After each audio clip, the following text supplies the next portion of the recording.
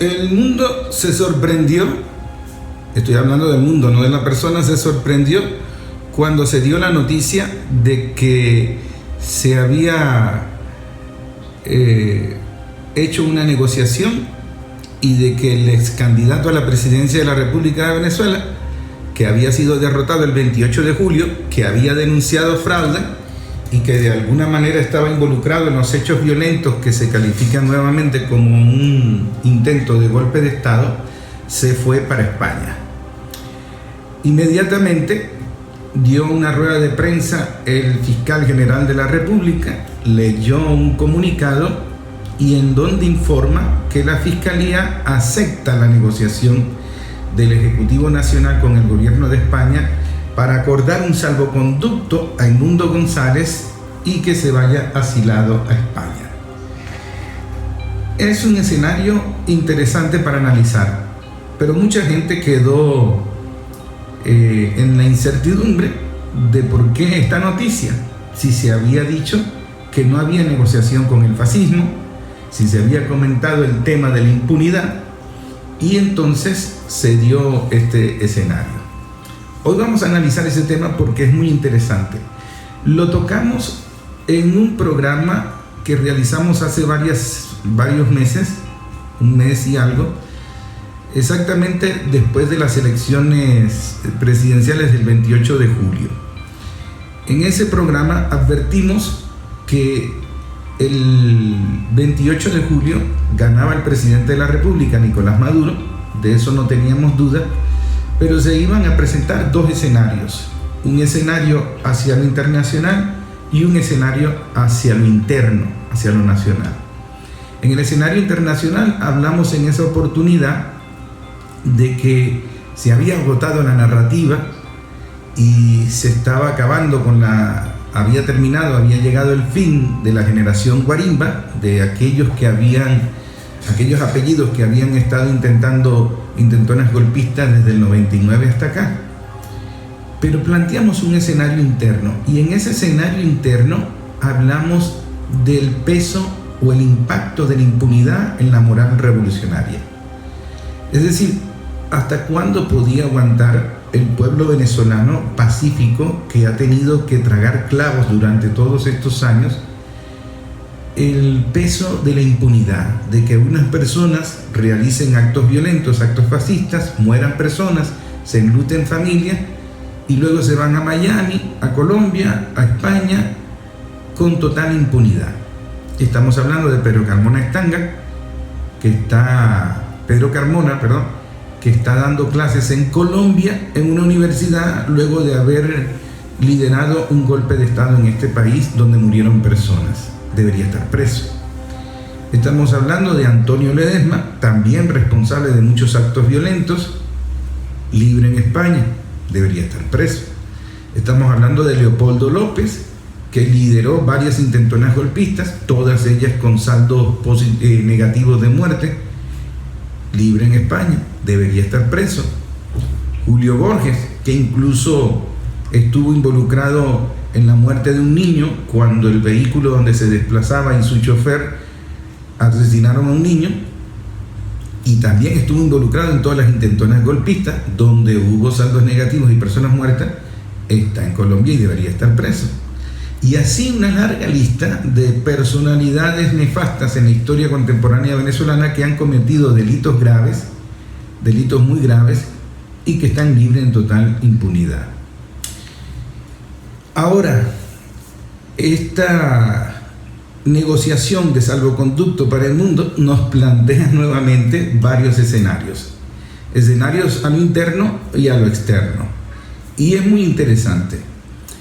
La victoria del 28 de julio, que nos planteó esos dos contextos políticos, tanto el externo como el interno, y lo dijimos anteriormente, la importancia de acabar con la impunidad para no erosionar la moral revolucionaria. Y ello se va a agravar, o se agrava, cuando no hay una acertada estrategia comunicacional. ¿Quién explica eso? Y la gente por así tú le pongas silencio y trates de no debatirlo, de no informarlo, la gente llena ese vacío. Y el problema es que ese vacío también lo llenan las redes sociales. Y ahí es donde empiezan a jugar las redes sociales con las especulaciones. Nosotros no podemos afirmar nada hoy en un riesgo de tocar la especulación. Vamos a tratar de analizar lo que sucedió y las consecuencias de lo que sucedió. Hay que preguntarse, en primer lugar, ¿cuál es el balance de un Edmundo en España asilado con salvoconducto a un Edmundo preso? Y esa pregunta es muy buena para el debate, porque las decisiones políticas deben calcularse bien, deben calcularse, diríamos que milimétricamente. Si no hay un buen cálculo, entonces vamos a tener un problema grave de que es peor el remedio que la enfermedad. Entonces hay que preguntarse primero qué balance tiene un Edmundo en España a un Edmundo preso. Sin embargo, para ese cálculo milimétrico hay dos factores de distracción en el contexto político interno. Cuando digo dos factores de distracción, es algo que puede ayudar a despejar el tema en la opinión pública. ¿Por qué? En primer lugar, porque hubo un adelanto de las Navidades. ¿Qué significa un adelanto de las Navidades? Yo no sé si la gente entra en modo Navidad así automático, pero es cotidiano que en Venezuela la gente, cuando entra en el disfrute de la Navidad, se olvida de todo lo político y no quiere saber nada de política, quiere saber de los familiares, de reunirse con ellos, de los regalos, de comprar, etc. Y el venezolano, pase lo que pase, disfruta sus Navidades. Es algo cultural, es un momento de paz, de conciliación, de reflexión, de hacer planes. Y además un momento muy hermoso en la cultura venezolana que tenemos nosotros con las costumbres navideñas. Y tenemos otro factor político que también va a ser distractor de estos temas, de estos debates. Ese factor político son las mega elecciones que se van a dar en el próximo 2025, donde se van a elegir diputados, alcaldes, gobernadores. Y en ese contexto político de elecciones la gente no mira para atrás, la gente no está pendiente de esos debates, sino de sus candidaturas, sus espacios de poder y todo lo que implica eso. Así que en el cálculo milimétrico de la negociación está previsto que las Navidades y las mega elecciones desvíen el tema de ese salvoconducto, sean distracción del análisis y el debate de ese asilo permitido al gobierno español y a Edmundo González. Sin embargo, el problema de la impunidad está allí, latente, porque la gente, si no comprende de qué va esto, si no comprende por qué Edmundo en España, luego de todo lo que hizo, todo lo que significó y el colmo de que estemos todavía nuevamente lidiando con esta generación guarimba,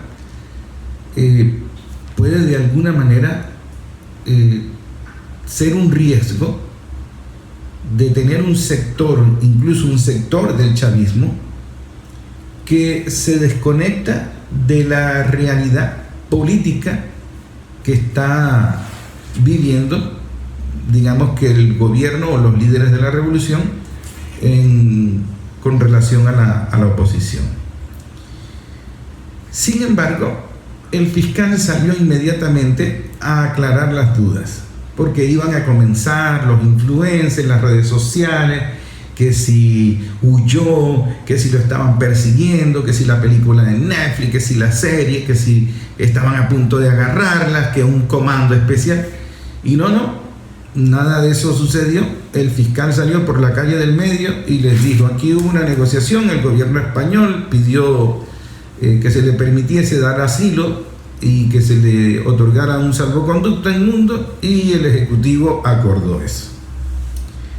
La vicepresidenta también lo dijo, desmintiendo a un vocero del gobierno español, que no era bueno estar diciendo mentiras y que el gobierno había entrado en unas negociaciones con España para permitir ese salvoconducto. Ahora, comencemos a analizar algunos factores. Hay algo determinante. Eso determinante es que siempre ha habido negociación en los peores escenarios.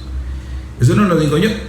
Eso lo dijo el presidente de la República, Nicolás Maduro, cuando estuvo comentando las negociaciones que tuvo con el gobierno de Estados Unidos.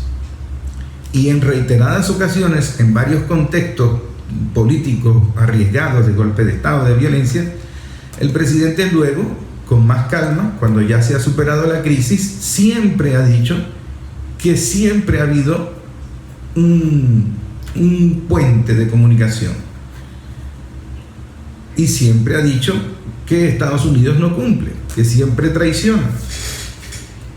Eso quiere decir que en este contexto también se mantuvo negociaciones en todo momento. Es la primera conclusión. La segunda, que ninguna de esas negociaciones se van a dar a conocer, no van a ser públicas, a pesar de que el presidente dijo en una oportunidad que había puesto como condición al gobierno de Estados Unidos que las próximas negociaciones fuesen públicas y televisadas. Digamos que lo dijo en el contexto de amenaza, pero eso no se va a cumplir porque ninguna negociación se hace pública y televisada. Ahora, esta negociación tienes que evaluar varios factores. El primero, Edmundo es una persona de avanzada edad y, hasta donde se tiene información, tiene una salud cuestionada, es decir, tiene problemas graves de salud. Al menos eso se ha informado y no se ha desmentido, ni siquiera por la familia de Edmundo.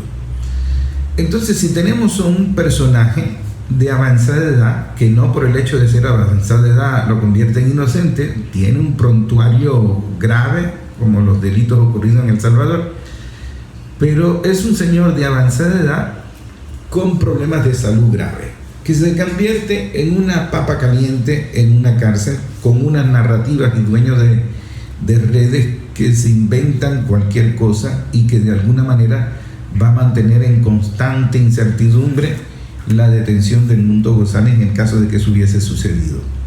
Ustedes deben recordar la telenovela que Lilian Tintori armó cuando su esposo Leopoldo López estuvo detenido, que si lo estaban torturando, que si estaba aislado, que si estaba en un cuartito, no sé qué cosa, y entonces el gobierno tenía que ir desmintiendo a cada rato los capítulos, las telenovelas de Lilian Tintori. Mostraron incluso la celda donde hacía pesas y hacía ejercicios y tenía un televisor y estaba completamente solo. Tenía su cocina,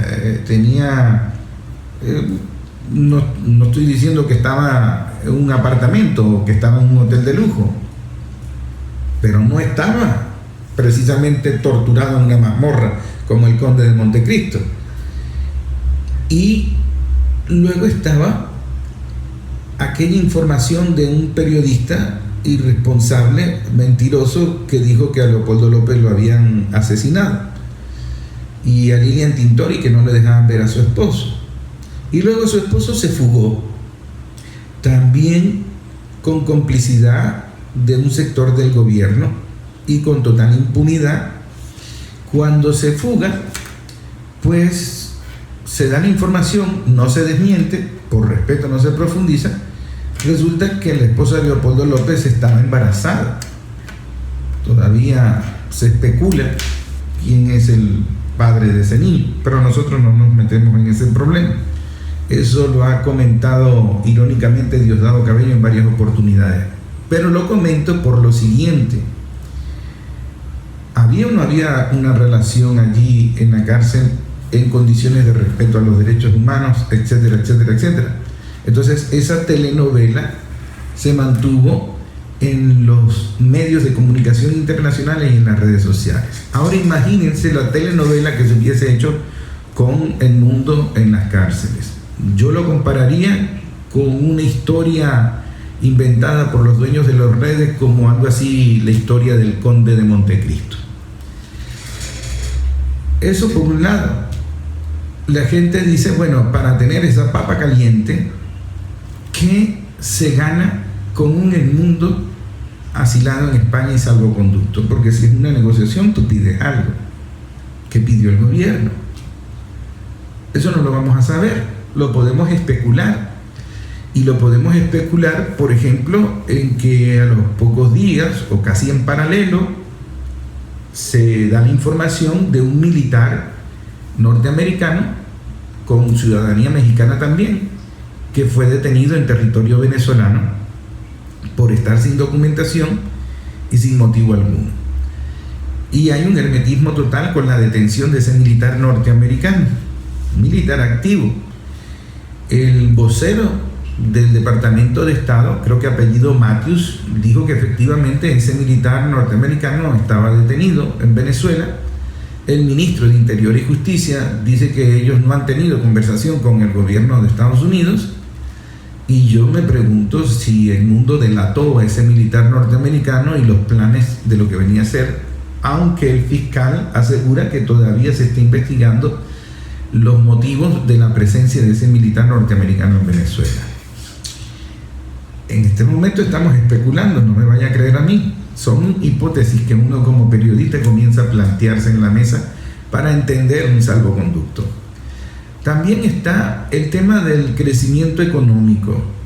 Para muchas personas, sobre todo de la ultraderecha en el mundo, sobre todo en el sector de los medios de comunicación, es impresionante que sea Venezuela el único país con crecimiento económico en Latinoamérica a pesar de todas estas agresiones y sanciones.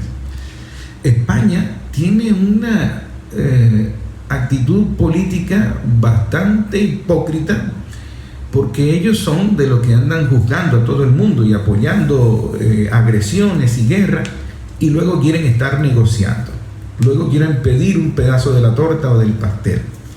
Toda Europa es así, porque hasta Francia es así. Ustedes recordarán cómo Francia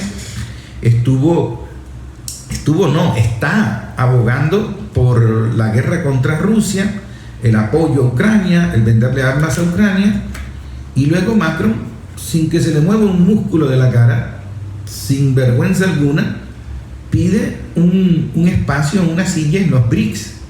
Es decir, él quiere entrar en la torta de los BRICS. El mundo soltó una carcajada cuando el presidente de Francia, Macron, estaba coqueteando con China para que le dieran una silla en los BRICS y hacer negociaciones. Bueno, esa misma actitud la tiene España. España tiene toda la artillería mediática contra Venezuela, y luego vienen aquí representantes del gobierno español, de la izquierda, de la derecha, de cualquier lado, a hacer negociaciones en el sector petrolero, como si ellos no tuviesen relación alguna con la artillería mediática contra Venezuela. Y quieren hacer negocios de energía, de petróleo, porque en Europa la energía está muy cara, hay una guerra, hay inviernos, y entonces ellos quieren hacer negocios, y hacer negocios con PDVSA es un tiro al suelo, porque es un petróleo que vas a comprar a muy buenos precios y luego los vas a quintuplicar en los mercados de Europa. Entonces uno se pregunta si el salvoconducto tiene relación con algún porcentaje de ese crecimiento económico que está experimentando Venezuela. Quizás alguien le está abriendo una rendija a esas sanciones de Estados Unidos. Quizás no. En el mismo sector de Estados Unidos hay quienes buscan esa rendija para que Venezuela incluso pueda vender petróleo. Eso no lo digo yo me imagino que aquel comunicado de aplauso de los petroleros de Texas tenía que ver con esa rendija para que el gobierno venezolano pudiese evadir las sanciones. Porque si no, ¿cómo se explica que los petroleros estén aplaudiendo los petroleros de Texas estén aplaudiendo la victoria de Nicolás Maduro el 28 de julio. Ahora bien, hay otro elemento o otro factor a analizar en esa negociación, en el que la salud, la edad avanzada del mundo no lo convertían en un triunfo al tenerlo detenido en las cárceles venezolanas. Es un cálculo, no estoy diciendo que sea así, es un cálculo riesgoso, pero un cálculo. Lo de la salud es evidente, es un señor que ni siquiera podía sostener un micrófono.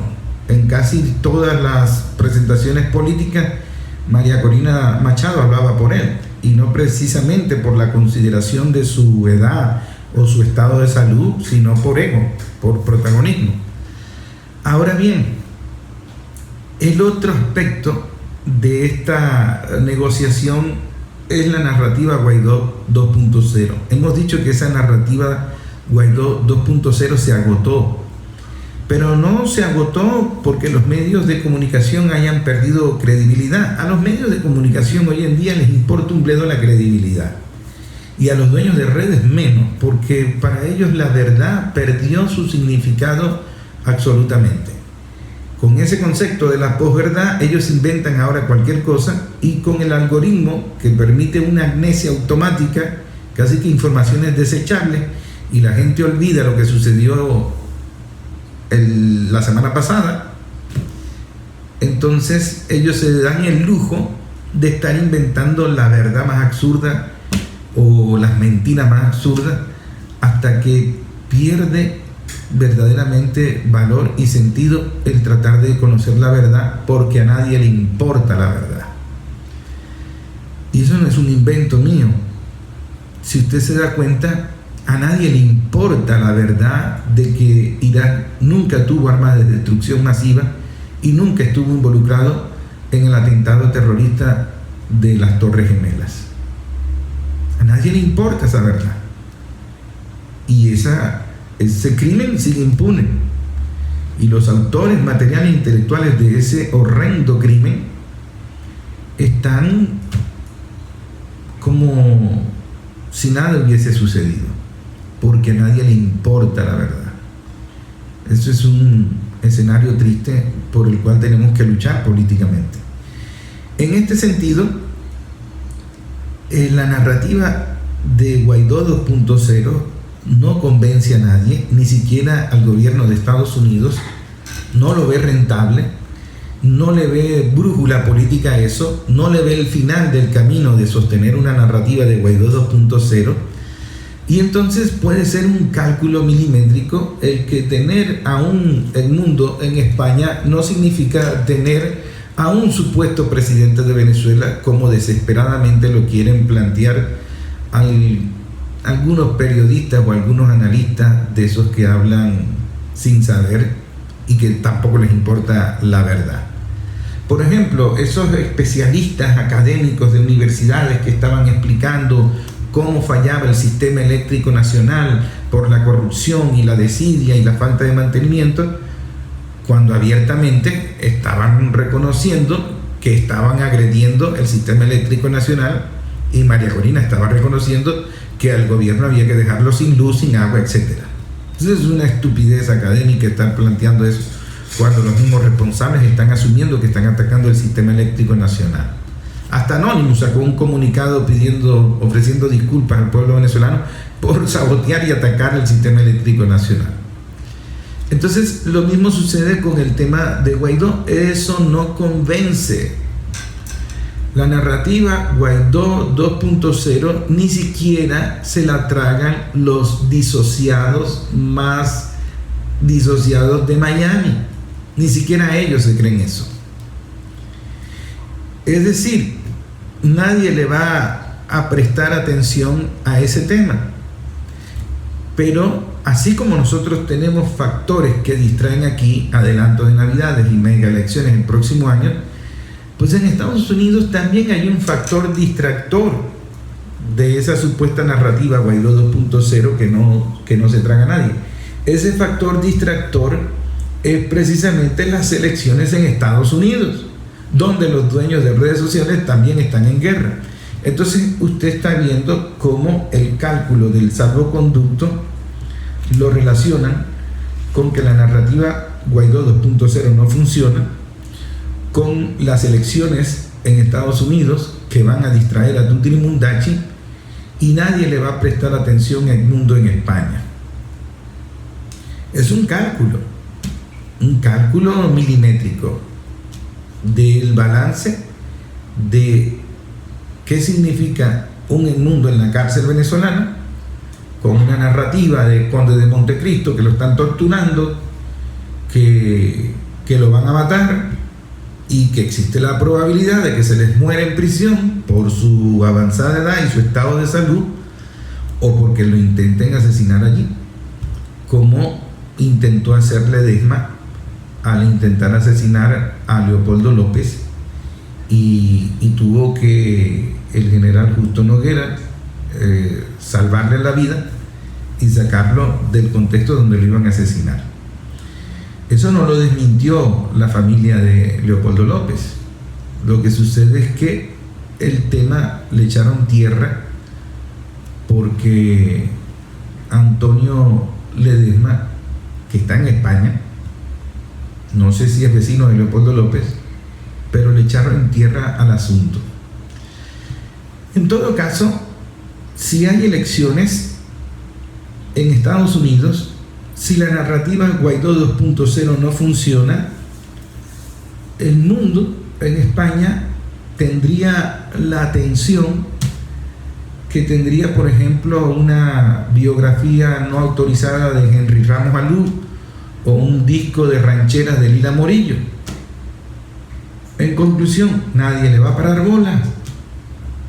El tipo va a estar en España en el exilio, como lo está Pedro Carmona en Colombia. Díganme ustedes una declaración que impacte a la opinión pública de Carlos Ortega, de Pedro Carmona y ahora de Edmundo. Bueno, yo creo que hicieron ese cálculo para hacer esa negociación, pero tú no haces una negociación para evitar un daño. Tú en una negociación pides.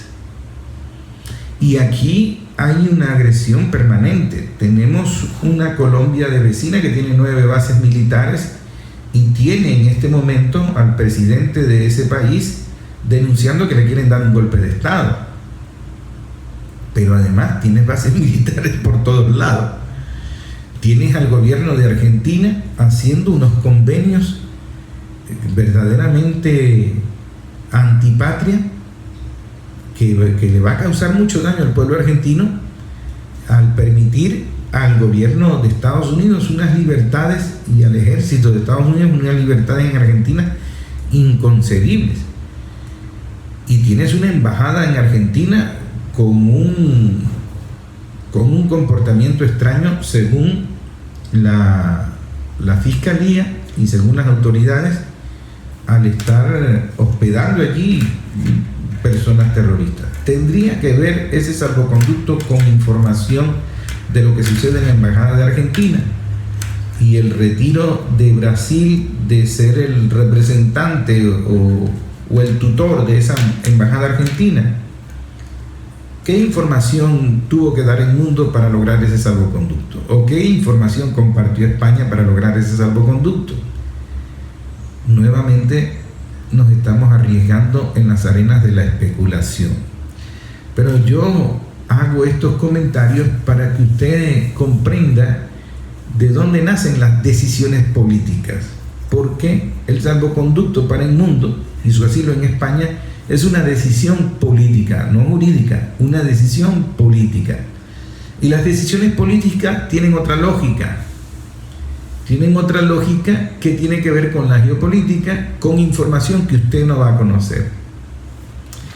Entonces les decía que el mundo en España no va a tener atención. Y el mundo preso en Venezuela iba a ser otra cosa. Así que eso puede hacer comprensible. Ahora, el tema de la impunidad sigue pendiente. ¿Cómo resuelves ese tema? Porque eso es un impacto en la opinión pública del país, en la moral revolucionaria, el hecho de que una gente comete un delito, mueran personas y se va impunemente, y no se va pobre a lavar posetas, no, se van millonarios. Es una cachetada al pueblo venezolano el que aparezca Guaidó en un gimnasio dándose, no la buena vida, porque eso no es una buena vida. Cuidado con tener el ADN del capitalismo hurgando allí en el inconsciente. Digamos que el pueblo venezolano, en su dignidad, en su moral, quiere que las instituciones funcionen, y particularmente las instituciones que imparten justicia, porque se trata de que si es un pueblo pacífico que defiende la paz, que llora a sus muertos con dignidad, es un pueblo que quiere que se acabe con la guachafita. Es decir, que cada cierto tiempo, cada vez que hay elecciones, estas personas se tomen la osadía de volver a intentar un golpe de Estado. Porque es que son reincidentes. Es decir, María Corina no está dando un golpe de Estado desde el 28, lo está haciendo desde el año 99. Y toda esta generación de guarimberos que no son políticos, que no tienen talento político, que no tienen formación política, que no tienen ni idea de lo que es la política, lo que están es delinquiendo. Y lo que están es delinquiendo ya de una forma descarada. Entonces, el pueblo venezolano quiere parar con esa guachafita que tiene esa generación guarimbera. Y de eso se trata el acabar con la impunidad. Garantizar que se respeten las instituciones todo el mundo. Ahora, aquí, cuando se detuvo a los corruptos, Tarek El Aissami y una larga lista de corruptos, la gente lo vio bien. Basta de impunidad. Y no lo estoy mencionando porque vaya a abrogar por un salvoconducto de Tarek El Aissami, no. Está preso y bien preso. Lo estoy comentando porque me pregunto yo si en estas negociaciones también estuvo el beneficio de la información de lo que estaba haciendo Tarek. ¿Quién delató a Tarek? ¿O quién facilitó las pruebas de Tarek? El presidente de la República ha dicho que él asumió la investigación personalmente y creó un equipo para esa investigación. Pero al final Tarek estaba relacionado con esos golpistas o guarimberos reconocidos por ellos. Usted no debe olvidar los audios de Leopoldo López hablando de la relación que tenían con Tarek El Aissami. Eso no se ha investigado mucho. Así que yo pienso que las delaciones, las traiciones que se están dando del sector de ultraderecha, entre ellos mismos, los está matando. Y por allí a lo mejor se dio información que valió el salvoconducto de Inmundo en España. Pero el problema de eso, dijimos, hacia el interno es la impunidad. ¿Y quién lo explica políticamente al pueblo venezolano? La vicepresidenta asumió esa responsabilidad al desmentir a un funcionario español de que se habían hecho las negociaciones para la liberación o permitir el asilo de inmundos. Habría que estudiar jurídicamente qué sucede con el caso, si eso se engaveta, porque el caso no puede quedar cerrado, eso tiene que seguirse investigando. Se tiene que seguir investigando el tema de la página y quiénes son los autores intelectuales de toda esa tramoya. Es decir, María Corina también sigue en la investigación. Hasta ahora no se habla de un asilo para ella o de un salvoconducto para ella. Esa investigación tiene que continuar, porque ese es un modus operandi, es una metodología que el pueblo debe conocer, precisamente para defenderse. Entonces, ¿quién va a explicar políticamente esa negociación? A menos que dejemos el debate pendiente para después del cañonazo y luego después de las mega elecciones. Entonces es importante que estemos pendientes de esa situación. Ahora, ese debate también va a posponerse por las elecciones en Estados Unidos, donde habrá que esperar quién es el nuevo presidente o nueva presidenta. Y particularmente quiero hacer un paréntesis aquí. No hay un periodismo que vaya a estar investigando ese tema. Y es un problema para la sociedad venezolana de que no hay un periodismo de investigación por la verdad en Venezuela. Y cuando digo que no lo hay, es precisamente porque pareciera que el periodismo de cualquier trinchera se conforma con sostener una narrativa, pero no investigar la verdad. Hay muchos temas que quedan en el olvido y a nadie le importa la verdad, a nadie le importa investigar. Yo creo que es necesario que estemos analizando o profundizando o haciendo seguimiento para saber qué sucede, para saber quién fue el responsable de qué. Y la gente lo va a debatir. Lo va a debatir porque el debate está en la calle, la gente se pregunta, y así el gobierno no quiere decir absolutamente nada, y en los programas no se ventila absolutamente nada, y así la oposición tampoco quiere ventilar absolutamente nada. El pueblo no es pendejo, el pueblo lo debate abajo, y los dueños de redes comienzan a hurgar dónde están las lagunas, dónde están las dudas, dónde están las preguntas, dónde están las quejas, y comienza a llenar ese vacío con sus mentiras, sus fake news, etcétera, etcétera, etcétera. No para orientar, sino más bien para enredar el caos aún más.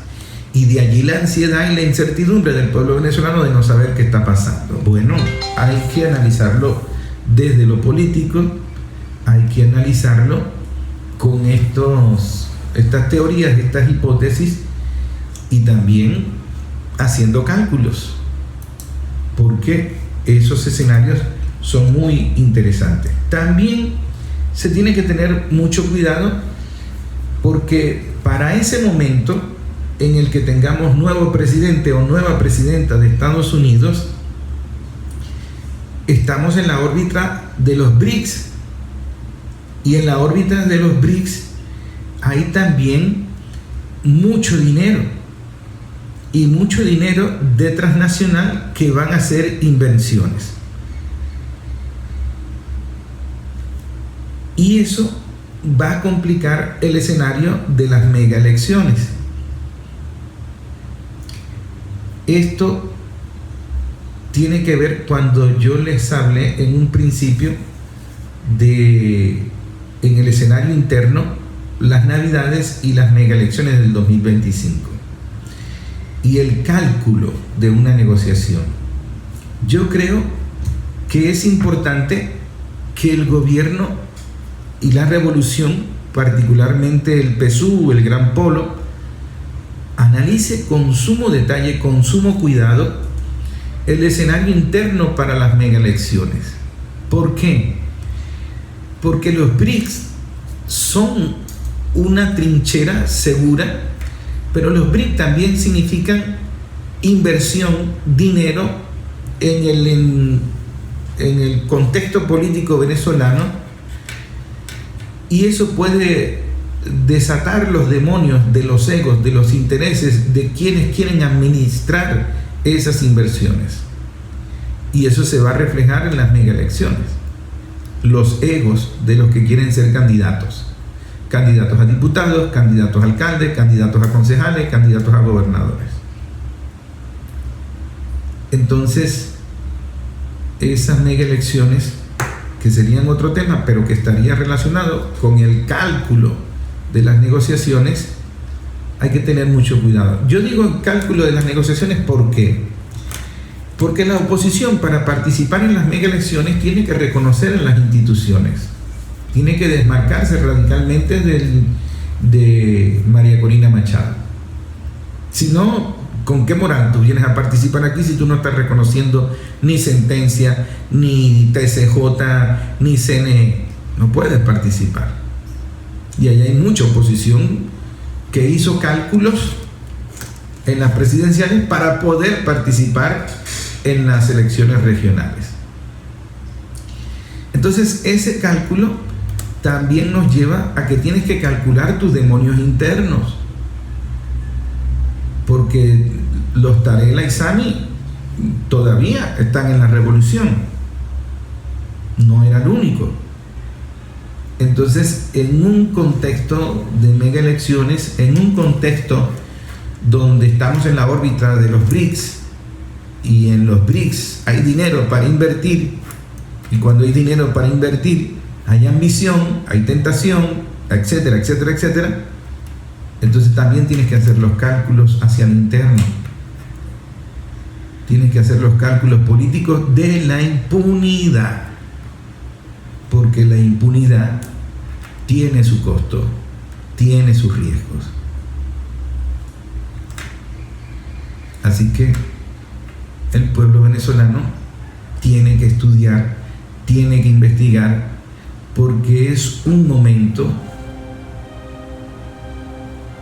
donde no hay periodismo de investigación y donde a nadie le importa la verdad.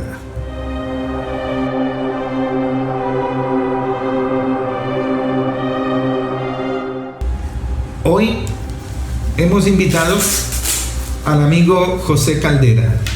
José Caldera viene trabajando con nosotros en un equipo de investigación, un equipo multidisciplinario de investigación, donde estamos desarrollando varios temas que consideramos importantes para el debate público en todas las barriadas, con todos los sectores. Y precisamente en el tema histórico es donde nos hemos fortalecido con la participación de José Caldera, de María Zambrano y de otras personalidades del movimiento de historiadores de la red Historia Bolívar Insurgente. Sí. ¿Correcto? Entonces, es muy importante conocer la historia para comprender el presente. Y uno de los temas que tienen que ver con estas elecciones que hemos hablado es precisamente el tema de las actas. Como ustedes saben, todo empezó con el bendito cuento de las actas y ahora nadie quiere hablar de actas. Pero no podemos dejar el tema de las actas así, como si nada hubiese pasado. Nosotros tenemos que profundizar el tema de las actas. Ese cuento no ha terminado, esa investigación hay que continuarla. Y nosotros hemos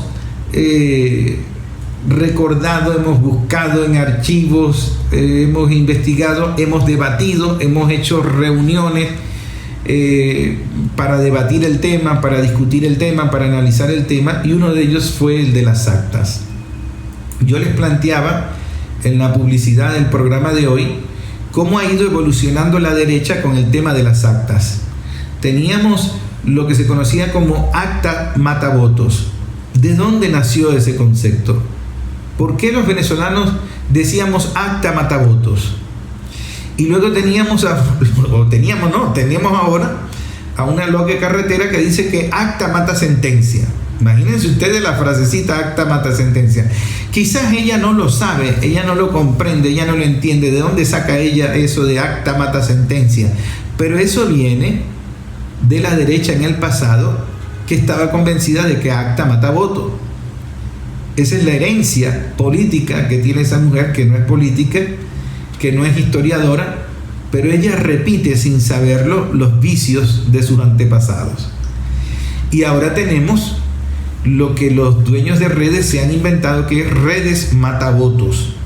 Y redes matavotos es con la tecnología, con los bots, y ahora con esa página que supuestamente tiene mayor credibilidad que el CNE, porque la crearon precisamente para poder cumplir con eso de acta mata sentencia y redes matavotos. Lo de redes matavotos es la cultura de la derecha venezolana que se está exportando, y ahora resulta que hasta Donald Trump está denunciando y amenazando que los dueños de las redes sociales pretenden dominar y decidir en las elecciones de Estados Unidos. Incluso amenazó al dueño de Facebook, lo repito varias veces para que no se lo olvide, amenazó al dueño de Facebook con meterlo preso de por vida si intenta interferir nuevamente en las elecciones de Estados Unidos. Ahora, José Caldera nos va a ayudar a recordar el contexto histórico de el acta matavoto. ¿De dónde viene esa frase? ¿Qué fue lo que pasó en este país? ¿Y por qué nosotros comenzamos a sospechar de que las actas mataban votos? Buenos días, José, ¿cómo estás? Buenos días, saludo a los oyentes y un buen inicio de semana. Vamos a empezar con la cuestión de acta matavoto. Aquí es importante en la investigación hasta de dónde se inicia en la Cuarta República en 1958, cuando se da el primer proceso electoral en Venezuela. En ese proceso electoral se presentaron pocos partidos, Acción Democrática con Rómulo Betancourt, URD con Wolfgang La Plazada, que era el iniciador del golpe el líder del golpe contra Pérez Jiménez, contra la dictadura de Pérez Jiménez, y Rafael Caldera. Esos fueron los tres candidatos que se presentaron en esa oportunidad. Pero esa oportunidad se da el acta. ¿Cómo se hace el proceso electoral? Bueno, tú cuando ibas a votar, el voto, una cosa importante, que el voto era obligatorio. El voto era obligatorio. Pero cuando tú, el proceso electoral de votar, te entregaban cuatro tarjetas de cada partido para que tú la metieras en un sobre y la metieras en la urna, y al salir, bueno, se contaban los votos y esas actas ya empezaban ellos elaboraban su acta. Pero ¿qué pasaba? Pasaba una cuestión interesante, que es donde la historia oral o local es importante, porque se va perdiendo. Claro. Se va perdiendo porque por lo menos cuando la persona votaba, él tenía que entregar las demás tarjetas por quien había votado. O sea, que el voto no era... ¿Entregárselas a quién? A los líderes del partido, ¿cómo decimos? Al operador político de los partidos. De cada parroquia, de cada centro electoral. Tenías que entregarle las tarjetas que te quedaron después de votar. Ahí estaban los cuatro operadores, dos operadores, sobre todo el de AD y el de COPEI. Más que todo el de AD porque era mayoría. Esos operadores, parece mentira, en esa época casi todos eran los maestros. ¿Qué eran los operadores? Los operadores, pues, porque ellos sí estaban diseminados por todo el territorio. Claro. Y ellos les garantizaban el chequeo de cada... Y los empleos se los daba el partido. Y el empleo se lo daba el partido. Pues, era la maquinaria electoral. En aquella época, pregunte, o sea, tú llegabas y decías, mira, necesito un empleo. bueno, lo que había empleo de maestro, váyase para tal lado, y lo mandaban así casi no supiera leer ni escribir, pero le daban el cargo de maestro. Si no sabía leer, apenas escribir, bueno, le daban el primero grado. Bueno, esa era la dinámica que utilizaba la Acción Democrática de aquella época Pero entonces, ¿qué pasa? Ese voto no era secreto, porque si tú vas a salir del centro electoral, te pedían que por quién votaste, era un voto controlado. Claro. Era un voto controlado. Ahora, ¿qué pasa? También había una alta participación en los procesos electorales hasta el 83, cuando ganó Lucinche, en el 88, en el 83 que ganó Lucinche y Rubén Herrera, la abstención era alta, llegaba hasta un 92% de 92% de participación. El 92% de participación. Cuando gana ya Lucinche. Entonces, más bien la abstención era baja. La abstención era muy baja. Muy baja. Lo que era alto era la participación. La participación. Más del 90%. 93% de participación en los procesos electorales. O sea que la participación en el 58 fue por encima del 90%. Hasta el 88 fue por encima del 90%. Todos esos años fue por encima del 90%. Sí, 90%. Pero es extraño, porque entonces ahí es donde viene la investigación. Está bajo sospecha esa participación.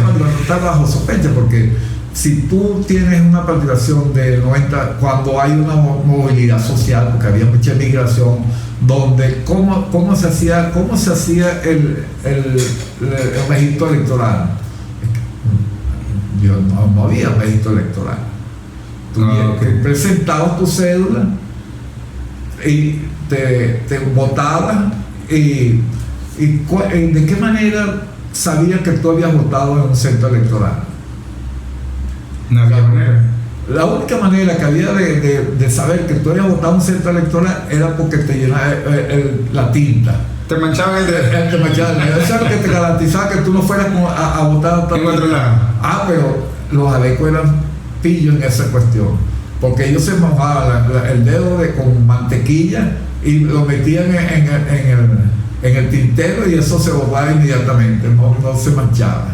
Entonces ellos podían votar en varios centros electorales. Entonces había una alta participación de acuerdo a lo que... Esa es una de las trampas que existía, porque había muchas trampas. Entonces, al final era el acta que ellos registraban, porque no había registro electoral. O sea que tú sospechas de que ese porcentaje de participación era maquillado, era falso. Maquillado. Había un gran acto de analfabetos, que no votaban. Que no votaban. Pues. Y no habían tantos centros esparcidos por todo el territorio. El transporte era nulo, el centro era malo, por lo menos. ¿Quién se va a mover de un sitio, de un campo para ir a votar, pagar el transporte? Si iban a pie, no votaban. O sea, era muy y eso. Ya en el 50 ya empiezan a haber una participación. Pero entonces ya, ¿cuándo se termina ese proceso de esas tarjetas? Ese proceso de tarjeta, de darte la tarjeta para que tú metas en el... ¿Cuándo empiezan los tarjetones? ¿Cuándo fue el primer tarjetón? El tarjetón empieza a aparecer en 1988. Aparecen los tarjetones. ¿El primer tarjetón? Sí. ¿En el 88? El 98, sí, el 88, 1988 aparece el primer tarjetón. No, 83. ¿Cuándo aparece el primer tarjetón? ¿Por qué aparece el primer tarjetón? Es por la cantidad de candidatos que había. Okay. Llegaron a presentarse hasta 40 candidatos a presidente, 40 candidatos a presidente, 38 candidatos a presidente. O sea, entonces era imposible que te dieran ese tarjeta, se te empezaron a dar. No, pero ¿estás seguro? No creo que sea el 88, porque en el 88 fue Carlos Andrés. El 83. En el 83 fue que apareció el primer tarjetón. En el 83. Sí, porque puede decir. Ahora, el primer tarjetón, mientras tú corroboras ahí la fecha, porque te veo dudoso. No. El primer tarjetón es para eliminar esa tarjeta que el operador político te pedía después al salir, para eliminar esa metodología de la tarjeta. De la tarjeta, porque ya se hacía muy dificultoso, había mucha dificultad para ¿Esas tarjetas cómo eran? ¿Tenían color? Bueno, la mayoría tenían su color, el amarillo, el verde, copé, o sea, era una manera de que el analfabeto pudiera identificar el partido por quién iba a votar. Era precisamente para el analfabeto, para que identificara color y no tener que leer. No tener que leer. Entonces era una manera de identificar su... Entonces cuando tú entregabas las tarjetas que te sobraban, ya inmediatamente se sabía por quién votaste. Exactamente, ya sabía. Ellos controlaban. Mismo el día tú llegabas el día lunes al trabajo, ya el jefe del trabajo te sabía por quién votaste. Le pedía la tarjeta. Si tú estabas en el aseo urbano, si tú estabas y si le dabas la tarjeta blanca, estaba despedido. Porque se supone que no. Estaba despedido. Entonces, esa era una manera ellos de controlar. Y eso a los jóvenes que pregúntenle a su abuelo, porque ahí es donde los jóvenes tienen que indagar qué pasaba, cómo se votaba abuelo, de qué manera. Los jóvenes no quieren hablar con el abuelo y están con el celular, y el celular no tiene esa historia. Entonces, ahora te pregunto yo, volviendo al tarjetón, eliminamos las tarjetas de colores para no estar indagando ahí por quién votó. Aparece el tarjetón por la cantidad. ¿En qué año aparece el primer tarjetón? En el 83. En el 83. Porque aparecen que la cantidad de candidatos. Imagínate tú que ya en el 88 había 24 candidatos. O sea, el número de candidatos presidentes y después de diputados. Entonces, ahora, ¿baja la participación en el 83 también? Sí, empieza a bajar. ¿Es la primera vez que empieza a bajar? Empieza a bajar. ¿A cuánto baja la participación en el 83? A 54%. ¡Wow! De más del 90% sí. A 54%. Sí. ¿Qué pasó? Una pandemia, se murió mucha gente. ¿Por qué no votaron o era que era falso ese 90%? Es que para mí eso era falso. Siempre fue falso. Siempre fue falso, porque cuando uno compara con el evento que hubo en el 2004 del referéndum de Char, ahí hubo una participación del 70%. Y yo, coño, el 70% votó. Y si aquí nos querimos la participación de que se quedaron hasta las 12 de la noche las personas votando, sí, había una motivación de decir, había un registro mayor, la población era mayor, cambiaron los centros electorales, se ampliaron los centros electorales, se había reducido el analfabetismo. Claro, no tiene lógica. Y era automático, era un proceso fácil, sí, no, o sea, tú durabas. O sea que tu sospecha es que en el 58 y de ahí en adelante la participación debió ser como de un 20-30% y la inflaban a un 90%. No, sí pudo haber una participación de un 70%, pero jamás un 90%. Jamás de un 90%.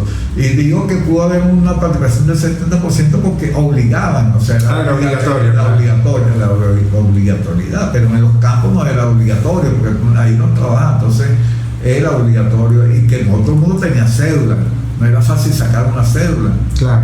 Entonces no había. Ahora, ¿cuándo empezamos nosotros a hablar de acta matavoto? Bueno, ya en el momento que empieza el tarjetón, se empieza la acta matavoto. ¿Por qué?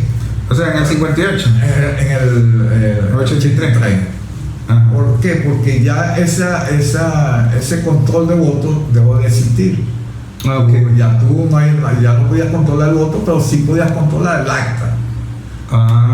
Porque el acta era lo que... se movió la trampa. Se movió, ya se había movido una parte, porque ellos siempre hacían las actas. Claro. Porque era lo que contaba, pero ya en el 83 el único recurso que le quedaba para hacer la trampa era el acta. Entonces claro. El acta...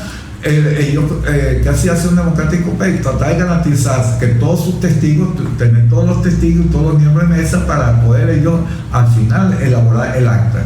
En el acta tú podías, o sea, de acuerdo a los votos, en una mesa que habían 800 votantes, ellos y la abstención votaron 500, ellos ponían 700 votados, 200 más, y con llenar el acta era suficiente. Claro. Y si tú como partido, como pasó con la izquierda, que casi nunca tenían los testigos completos, si acaso llegaba al 10% de testigos. Me hiciste recordar, la única vez que yo participé como testigo de un evento electoral, yo estaba adolescente, muchacho, fue con la causa R en la elección presidencial, la que entregó Andrés Velázquez. Y yo recuerdo que en la mesa donde yo estaba, yo no tenía experiencia en eso, sobraba un voto. O sea, faltaba un voto. Entonces, ¿a quién se repartían eso? Y entonces hicieron ahí como una rifita entre ellos, ¿qué tal? Y se lo terminó perdiendo Andrés Velázquez ese voto.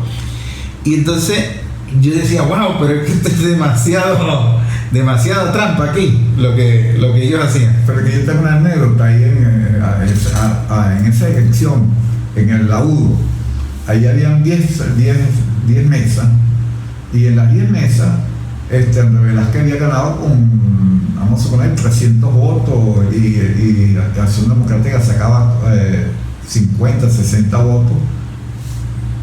Pero hubo una mesa, la mesa 5, vamos a poner, que Acción Democrática sacó 300 votos y Andrés Velázquez sacó 40 votos. O sea, matemáticamente y estadísticamente eso es imposible. Ajá, pero después descubrí que en esa mesa le infiltraron un adeco a Andrés Velázquez, un adeco que se hizo pasar por causa y era testigo. Entonces ellos tenían abarcaron toda esa mesa y hicieron entonces eso también pasaba, infiltraban los testigos, le daban, ¿cómo se llama? Para que los testigos no llegaran le daban, lo juzgaban, o sea, entonces, ¿qué había? Coño, mira, cuidado, si tú eres testigo, no prohibidos recibirle comida, bebida a alguien extraño. En esa época no había auditoría, el voto era manual.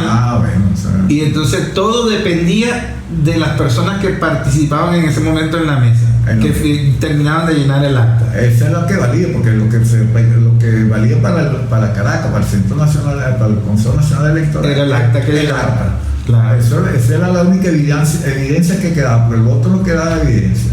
Después fue que se empezaron a guardar los tarjetones y empezaron a reconteo los tarjetones, pero en ese momento el acta. Entonces, por eso es que empieza el acta matavotos. Claro. Ahí es famoso el caso de Chávez, que Chávez cuento cuando Kikiriki, un voto para mí. Kikiriki, este voto para ti, Kikiriki, este voto. Porque el Partido Comunista nunca tenía los testigos.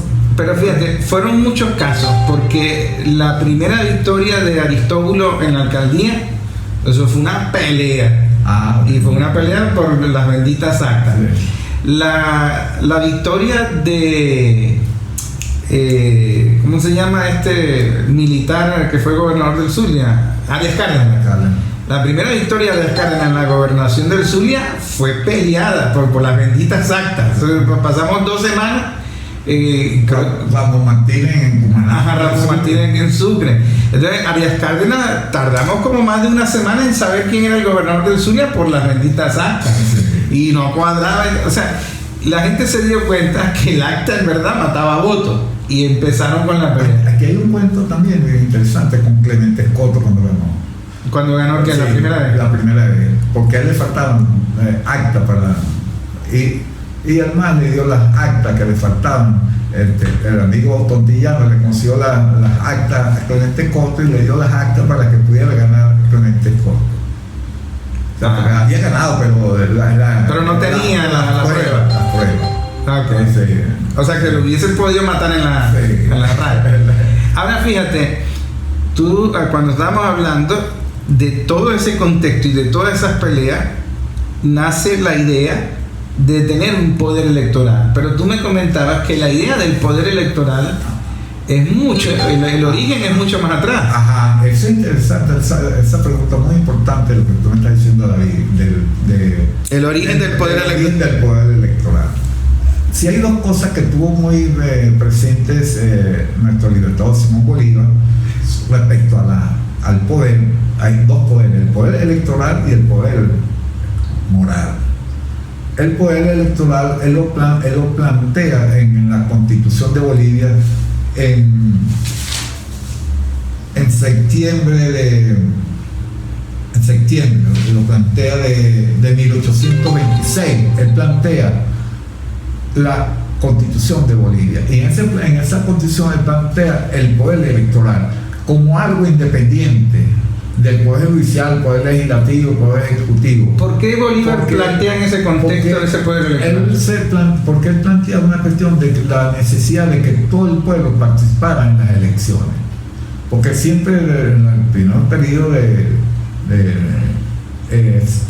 votantes exigían por lo menos saber leer, saber escribir, saber leer y escribir. El esclavo no votaba. No, el esclavo no votaba, no votaba, y el que no sabía leer el palo, no, eso no votaba, el campesino no votaba. Tenía que tener ciertas propiedades para poder votar. Entonces Bolívar se planteaba, oye, que tenía, primero que todo el pueblo supiera leer, moral y luces son nuestra primera necesidad. Entonces planteaba, hacía énfasis mucho en el problema de la educación para podernos hacer iguales.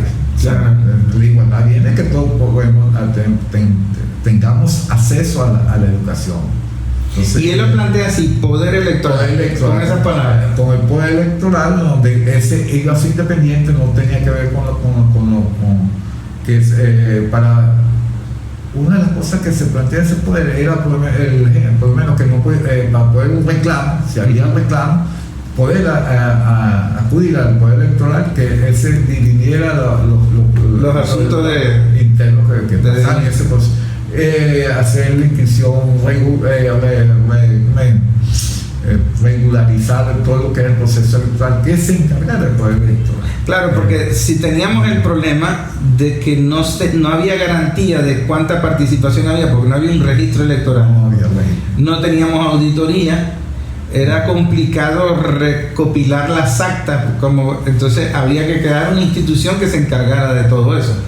Chávez, cuando plantea la constituyente, él plantea los 5 poderes, sí. Y cuando él plantea el poder electoral, él cita a Bolívar, sí. Él se agarra de allí, de la idea origen del poder electoral. No, y esa visión de que la necesidad, porque tú tienes, o sea, si tú tienes que participar. O sea, que Bolívar sabía lo que íbamos a estar viviendo hoy. Exactamente, o sea, cómo esa visión del poder moral, o sea, cómo tú, ¿qué pasaba en eso? Y eso pasó después de la independencia, los procesos electorales eran muy cuestionados. Había mucha tracalería, porque entonces, o sea, ¿cómo tú decías que iba a votar? ¿Cómo hacías tú el registro, el derecho para que tú votaras? Entonces ese consejo electoral iba a reglamentar, la participación de los votantes y tratar de que fuera el mayor número de votantes. Claro. Entonces, ahora fíjate, del 58 al 83 pasó mucho tiempo para sincerar la participación real en un proceso de votación, sí. Y para darnos cuenta de que la metodología en el proceso de votación tenía una alta probabilidad de fraude. Y después del 83 al 99, donde se crea el poder electoral, pero todavía no es que cambia mucho la metodología de votar, también hay un proceso que nos dimos cuenta en el 83 de que el acta mataba votos. Ya era un dicho popular, acta mata votos. Era algo cotidiano, como el tabarato lamedor, sí. Y entonces entramos en un proceso de gestación de una nueva república, una nueva constitución, un nuevo poder electoral, y esa evolución no ha cambiado, porque es Tibisay la que tecnifica el proceso electoral, sí. Con la máquina, el cartahuella, sí. Y la oposición siempre estuvo, como quien dice, pulseando para que le quitaran los controles, que le quitaran la tinta, que le quitaran la cartahuella, no han podido. Y entonces ahora tenemos una metodología de 16 auditorías antes, durante y después, que eso es lo que el pueblo internacionalmente no conoce. Ellos no comprenden porque nosotros tuvimos que inventarnos 16 auditorías antes, durante y después, y el voto electrónico. Precisamente de donde venimos, del acta matavoto, de la tarjeta, de las triquiñuelas.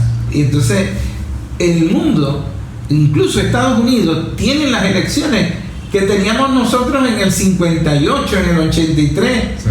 O sea que nosotros hemos evolucionado en la metodología electoral. Por eso es que el Centro Carter dijo que este era el más avanzado del mundo. Mira, David, hay algo importante, que esa automatización del voto no fue cuando llegó Chávez, se venía planteando ya de mucho antes. Sí. Al ICOPEI siempre se opusieron a automatizar el voto. Claro. Ya cuando se da el 80, se hizo un intento eso de comprar hubo un negocio, se compraron una cantidad la lectora. Había una lectora que era se hacía la lectura del tarjetón. Pero esa cantidad de máquinas que fue cuando aceptaron, no siguieron. Eso fue un gran año fue eso. Cuando entré en el 88. En ese contexto. En ese contexto. De la Cuarta República. La Cuarta República, pues, sí. No, pero mucho antes ya se había propuesto. Ya en el 83 se había propuesto, en ese periodo 83 ya se había propuesto de ir a la automatización del voto. O sea, la lucha por evolucionar en la metodología del voto ya se venía planteando. Pero al ICOPEI siempre se opusieron porque ellos sabían que el acta le garantizaba el triunfo. Claro. Mientras tuvieran el poder del acta, y eso es lo que siempre le cuestionaron a Chávez, de cómo hacer eliminar el voto automatizado para regresar al acta mata voto sentencia. Porque ahora se plantea, imagínense, ahora se plantea acta mata sentencia. O sea que el acta, entonces depravaron. Porque acta mata, parece una frase, parece un chiste, pero ¿qué significa acta mata sentencia? Es la eliminación total del Estado. Eliminar el poder electoral, el poder judicial, o sea, es privatizar este país y que una empresa privada con un software, quién sabe con qué algoritmo o con qué intenciones, sea el que decida el destino de los venezolanos. Fíjate la barbaridad que está planteando María Corina con acta mata sentencia. No es una frase cualquiera, es una frase peligrosa. Eso ha habido esos intentos, como en el caso de esos conteos rápidos, como el de boca de urna, el voto ese, el Exipol. El Exipol, bueno, eso trata de desplazar una metodología que está persiguiendo a la soberanía de los estados. Porque entonces lo que pasa es que el gobierno se ha cubierto, no se valen los Exipol, porque hubo un momento cuando ganó Caldera, ¿quién declara ganador la Caldera? Los medios. No es el CNE. No es el CNE, de verdad.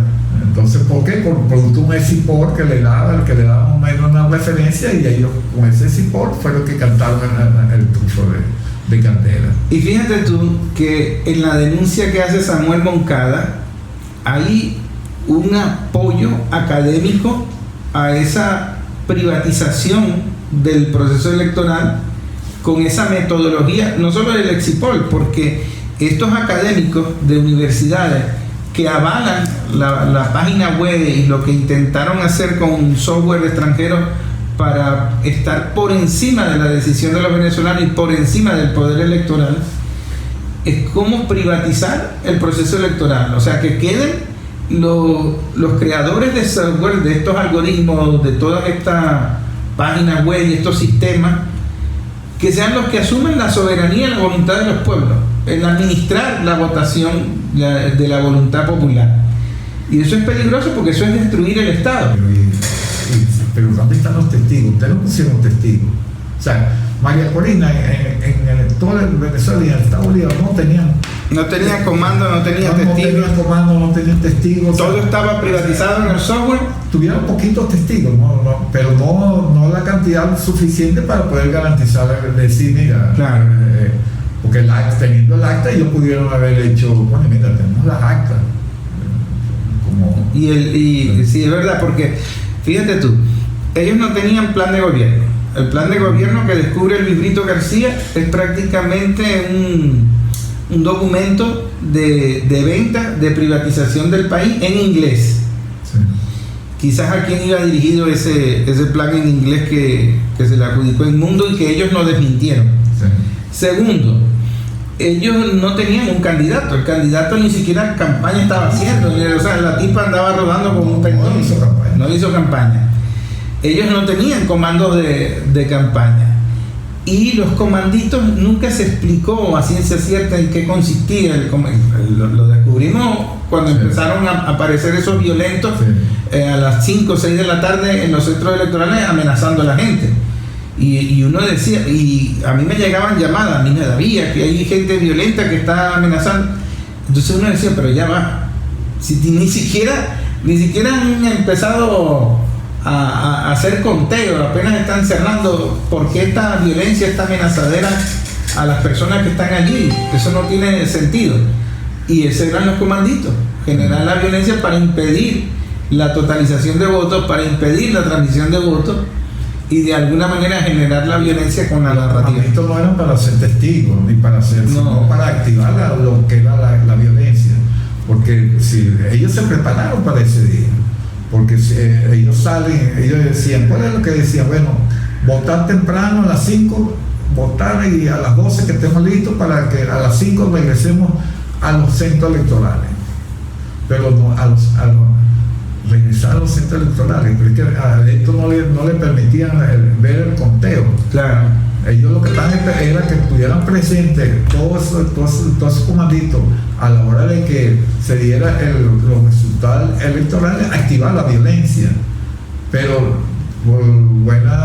para mí fue una estrategia de no dar los resultados a las 10 de la noche, sino a las 12 cuando ellos ya se veían desmovilizados. Porque si ellos lo dan a las 10 de la noche, eso termina en saqueo de los centros electorales, porque había centros todavía que estaban votando a esa hora. Entonces eso hace que era y no se conocían quién era el que coordinaba los comanditos, no se conocían. Claro. No lo conocían. Era una organización clandestina. Sí, el comandito no tenía un rostro público. No tenía rueda de prensa, nadie decía esto. El comandito eran los muchachos estos adolescentes que los contrataron para generar violencia. Porque es que ni siquiera después de todo este proceso y esta investigación ha salido un comandito a decir, yo soy un comandito y aquí están mis actas. Ni siquiera los partidos políticos aquí, ni siquiera Manuel Rosales se abroga documentos de testigos. Ellos no tenían acta.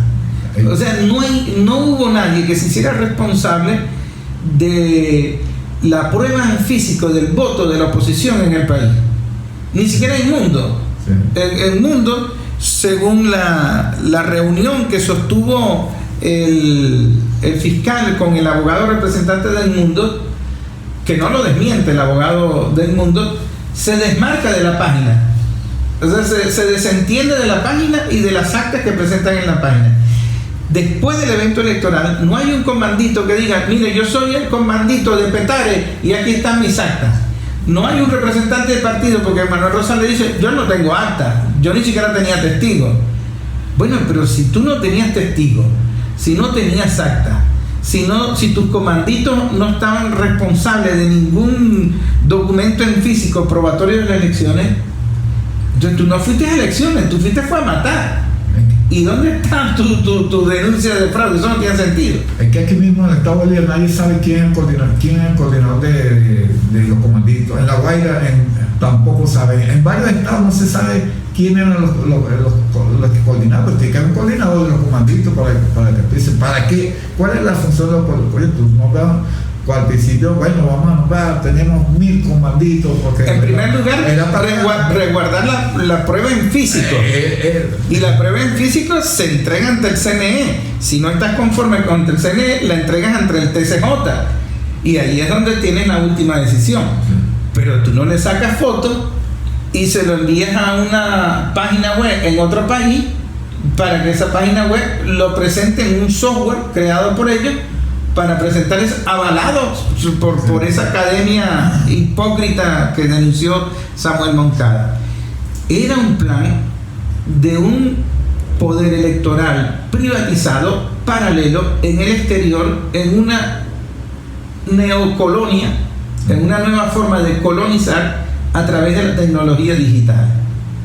Y por eso es que Donald Trump está amenazando a los dueños de redes, pero él también con su dueño de redes, porque su comando tiene al dueño de la X y ya le ofreció un cargo en el gobierno, el cual aceptó el dueño de la X. Bueno, que eso pasa cada día cuando la Cuarta República, que bueno, Venevisión apoya Acción Democrática, Radio Caracas apoya a la COPEI, o sea, se disputaban que país, eso sí.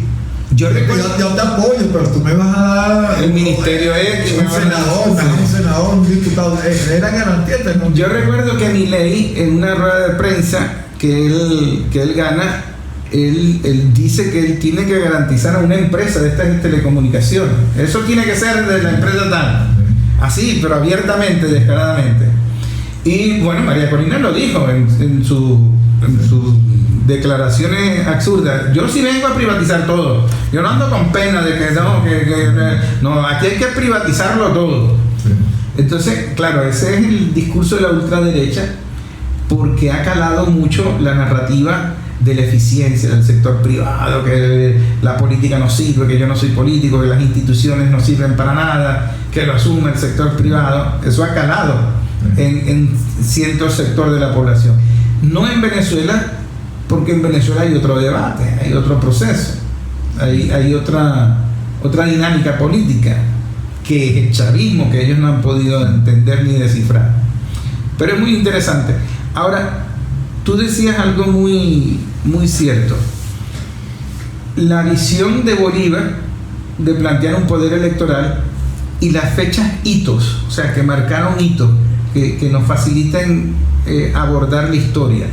El año 58.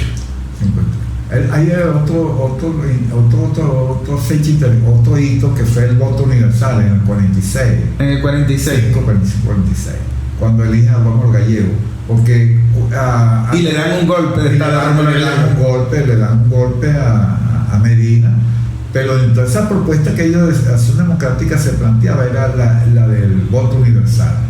Entonces ya el voto universal votan todos los venezolanos, pero fíjate que el gobierno una anécdota de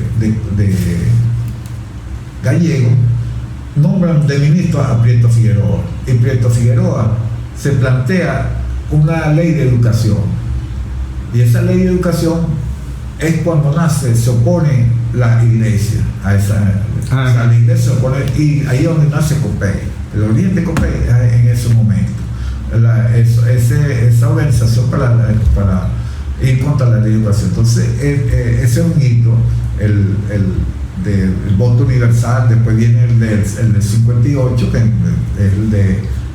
cuando ganó Betancourt. Después viene el 83, siente que en el 83 empieza a ver la polarización.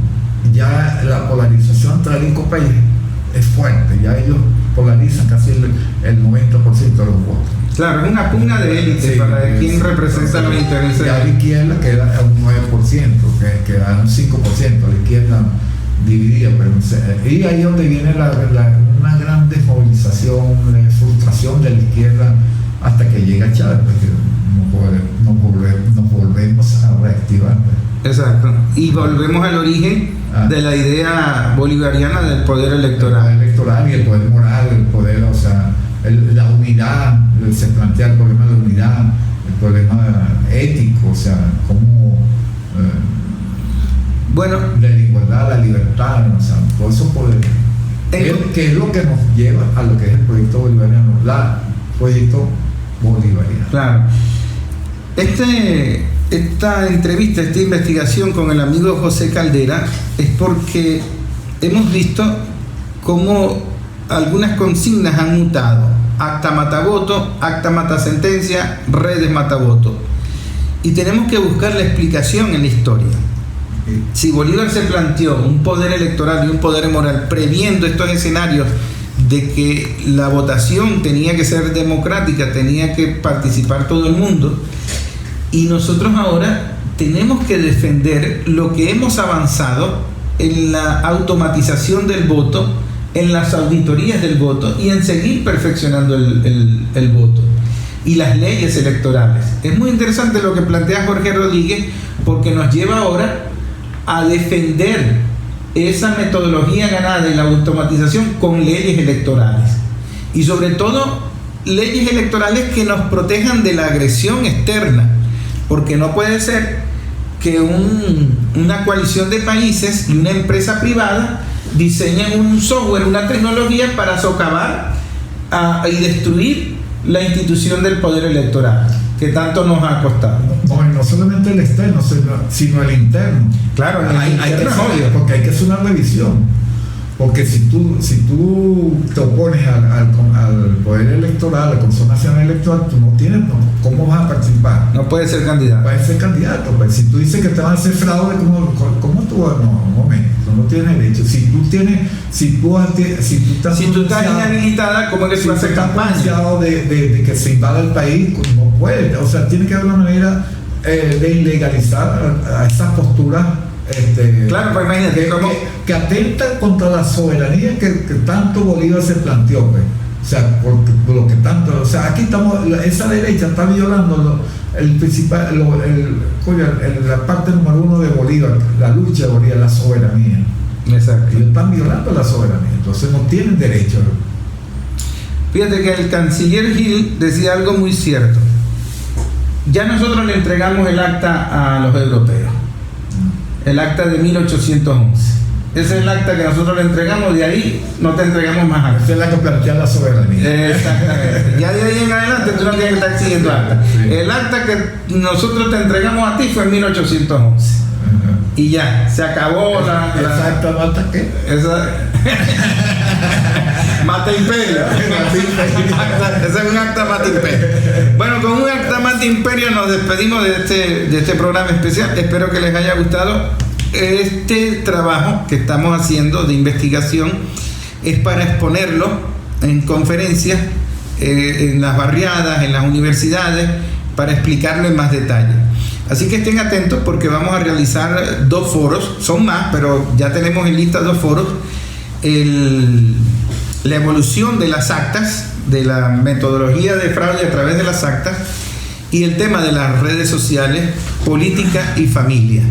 Entonces estamos coordinando el lugar y la hora para dar estas ponencias, estas conferencias, en las que rogamos a los que nos están escuchando participen, para que colaboren en el debate, en la discusión. Es muy importante el debate político, el debate humano, la comunicación humana de estos temas. Eso va a ser una pedagogía social muy interesante, nos va a ayudar mucho a crecer, a ser creativos y a evolucionar como pueblo republicano. Un último mensaje, Caldera. Bueno, gracias por tu invitación, y bueno, a ¿cómo se dice?, a participar en esas 5T que tenemos, que es importante que los jóvenes, sobre todo los jóvenes, conozcan lo que es esa parte de la historia, que es la cuestión electoral. Y preguntarle a los jóvenes, preguntarse, y nosotros abuelos, hablar con nuestros nietos para decirles cómo eran los procesos electorales, porque tenemos que investigar, porque hay muchas cosas que dentro de la investigación que estamos adelantando, aún no, porque no hay documentos. Claro. Hay cosas que existe la oralidad, pero no existen los documentos. Claro. O sea, de cómo se dan esos procesos en ese momento. Bueno, la invitación es a eso, a investigar, a estudiar y sobre todo a debatir colectivamente. Estamos invitándolos para el día miércoles a las 10 de la mañana, un homenaje a Salvador Allende en la redoma de Salvador Allende en San Félix, cerca de la estación de gasolina La Borges, una redoma que está allí. También un foro ese mismo día en la tarde en Caura, en la casa comunal de Caura 1. Eso está por la avenida Atlántica, subiendo así como quien va para la policía policía cerca del mercado de Unare. Bueno, yo no soy muy bueno dando orientaciones, pero en todo caso vamos a tener un debate colectivo también sobre el fascismo. Y déjenme coordinar la fecha. Estoy tratando de que sea esta semana, probablemente el jueves, ese foro sobre las redes políticas y la familia, cómo ha impactado todo esto. Entonces mañana les estoy dando ya la fecha, lugar y hora de ese foro, y también el foro de las actas la historia de las actas matavoto, desde las actas matimperio, acta matavoto, acta matasentencia y redes matavoto. Es un misterio muy interesante que vamos a compartir con los amigos de Bolívar Insurgente, que se llama el Movimiento de Historiadores. Gracias por estar en sintonía, gracias por reportar sintonía, los quiero mucho, su amigo David Medina. Cuídense mucho, chao.